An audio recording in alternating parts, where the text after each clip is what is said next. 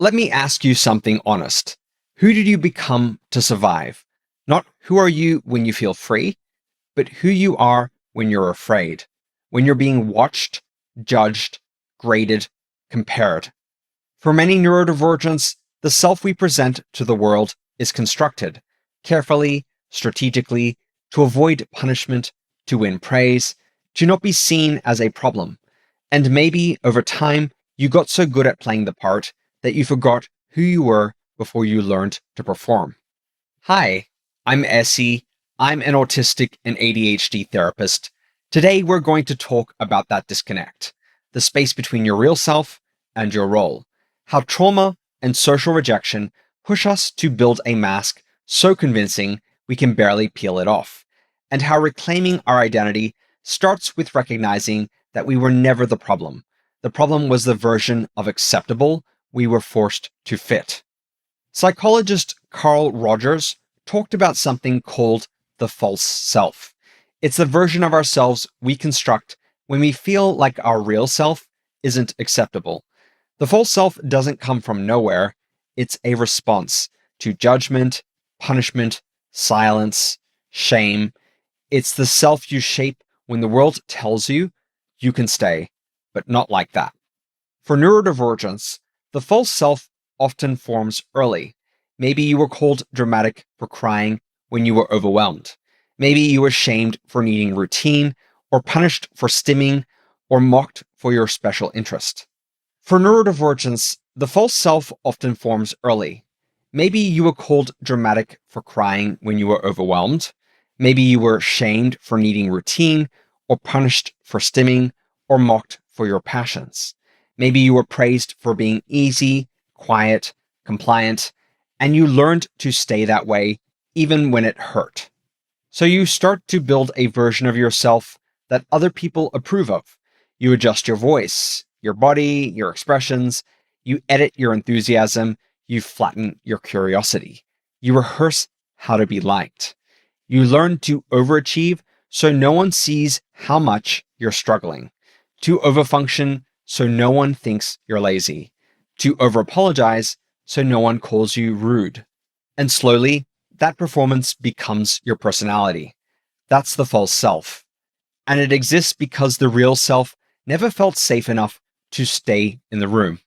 When people hear the word trauma, they often think of a single catastrophic event, a car crash, a natural disaster, a violent act. But for many neurodivergents, trauma doesn't come from one moment. It comes from 1,000 small ones. Being left out, being corrected, being misunderstood, being told directly or indirectly, you're too much, you're a problem. This is what we call complex PTSD or CPTSD, trauma that develops from repeated relational harm over time. And for autistics and ADHDers, the world often becomes a site of chronic emotional injury, a classroom that punishes our sensory needs, a family that demands we just be normal, a job that rewards us for overworking and masking, friendships that dissolve the moment we drop the script. And each time we're rejected for showing up as ourselves, the message gets reinforced. This version of you is not okay. We freeze when someone asks us a question we're not ready for. We fawn when we feel we've disappointed someone. We flee from conversations that feel too vulnerable. We fight ourselves internally when we feel like we're failing, and sometimes we even lash out at others.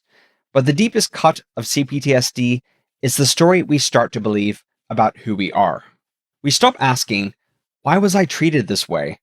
And we start asking instead, what's wrong with me? This is where trauma becomes identity distortion.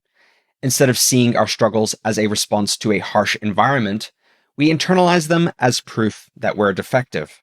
I call this negative exceptionalism, the belief that we are uniquely broken, that no one else messes up this much, that everyone else has it figured out, that we are the outlier, the burden, the failure. This is the part of trauma that shapes our self-image. We start believing the mask is all we are. You know that voice in your head, the one that says, you're too sensitive, you're not trying hard enough, don't be weird, don't mess this up. That voice didn't come from nowhere. Most of us weren't born self-critical. We were taught to be, conditioned to be. Every time someone rolled their eyes at our enthusiasm, dismissed our overwhelm as drama, mocked our stimming, our honesty, our quirks, we learned to get there first, to self-censor, self-doubt, self-police. Because if we could just control ourselves hard enough, maybe we'd avoid the rejection next time. This is what we call internalized ableism, the process of absorbing society's judgments about neurodivergent traits and turning them inward. It sounds like, I should be able to do this by now. Why can't I just act normal? Everyone else seems fine. What's wrong with me? I don't deserve help unless I'm really struggling. It becomes a loop. You mask because you're afraid of being judged, and the more you mask, the more disconnected you feel. And the more disconnected you feel, the more convinced you are that the problem is you. But the problem was never your brain. The problem was the expectations it was held up against.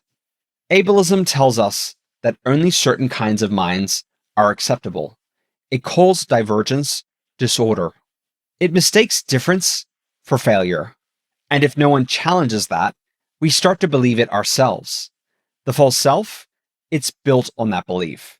It's the voice that says, if they knew the real me, they'd leave. I have to earn belonging by being easy. I'm too much. I take up space. I'm a burden. That voice isn't yours. It's a script. One you didn't write, but that you've been performing for years. And maybe now it's time to question who it's really serving. If the false self had a voice, it would sound a lot like your inner critic. That voice in your head that tells you to stay quiet, to be smaller, easier, smarter. The voice that says, you're going to screw this up. They're just being nice. They don't really like you. You're too intense. Tone it down. You should have known better. For many of us, that voice is so familiar, we don't even question it. It feels like truth, or worse, like motivation. But let's pause and ask, whose voice is that really? If you sit with it, you might realize that inner critic sounds a lot like your third-grade teacher, or your parent when they were tired and overwhelmed, or the kids on the playground who laughed when you flapped your hands. Or it was the therapist who said, you can't be autistic, you make eye contact, or the boss who told you you're not a culture fit. Sometimes it's not even a voice from a specific person, it's the echo of every moment you felt like you had to shrink yourself to survive. It's a memory, not a fact, but it shows up in real time as if it's still protecting you. These voices get internalized, replayed, they blend together until you start saying those things to yourself, until you don't need anyone else to reject you, because you've already done it preemptively. But here's the thing, the inner critic isn't evil, it's scared. It learned to keep you in line because stepping out of line got you hurt. So it whispers doubt, it shouts rules, it panics when you try something new, especially something vulnerable, like setting a boundary or unmasking just a little. It says, don't get comfortable, don't be seen, don't let them know how much you care. Because somewhere deep down, it still believes that your being your full self will get you rejected again. So what do we do with it? First, recognize it. Start noticing when the voice shows up and what it says. Write it down, name it. Some people even give it a character. A grumpy librarian, for example, or a frantic intern. Second, don't argue with it. You won't win a fight against fear, but you can be kind to it. Try saying, I hear you, I know you're trying to protect me, but I'm okay now. You don't have to take the wheel, I've got this one. You might even find that the voice softens over time because it learns you're no longer in danger. Because the inner critic is the voice of the false self, and every time you respond with compassion instead of compliance, that false self loses power. You don't have to banish the inner critic, you just don't have to believe it. So let me ask you, who were you before the world told you who to be? Before you learned to hide your uniqueness? Before you were praised for being so mature when you were really just dissociating? Before you started asking yourself every time you spoke, was that too much? Did I say it wrong? Should I have stayed quiet? For many neurodivergents, reclaiming identity isn't about becoming someone new, it's about remembering someone old, someone honest, unfiltered, curious, expressive, sensitive, someone who made sense before they were told they didn't. And that remembering, it's not always joyful. Sometimes it comes with grief. Because as we unmask, we start to notice just how much we lost while trying to belong. We grieve the friendships that were built on performance. We grieve the creativity we shut down to be taken seriously. We grieve the years we spent being good, productive, easy, instead of being ourselves. And that grief is something serious. It means you're coming home to yourself. You're recognizing that the self you had to hide was never wrong. This is the slow, steady process of unlearning the false self. By noticing in everyday life, this doesn't feel like me. This isn't how I want to show up. I don't actually believe this voice anymore. You begin to pause before people pleasing. You start to honor your no, and you let joy sneak back in, even when no one's watching. Gradually, the real you begins to reemerge. If there's anything I want you to take away from this video, it's this. You were never the problem. The problem was a world that made no room for difference, that rewarded performance and punished authenticity, that defined normal so narrowly, most of us had no choice but to split ourselves in two just to survive. The false self was your strategy, a brilliant, protective adaptation in a system that demanded you be smaller, quieter, more manageable. And now you're here. And maybe that means you're ready to stop surviving and start reconnecting. That doesn't mean you'll stop masking overnight. It doesn't mean you'll suddenly feel confident or visible or safe. But maybe now you have language for what's been happening under the surface. Maybe now you can meet that inner critic with compassion instead of compliance. Maybe now when the old voices say you have to earn your worth, you can whisper back, I already have it. That whisper, that defiant kindness, is how it starts. It's not a loud unmasking, not a dramatic reinvention, but a small act of truth.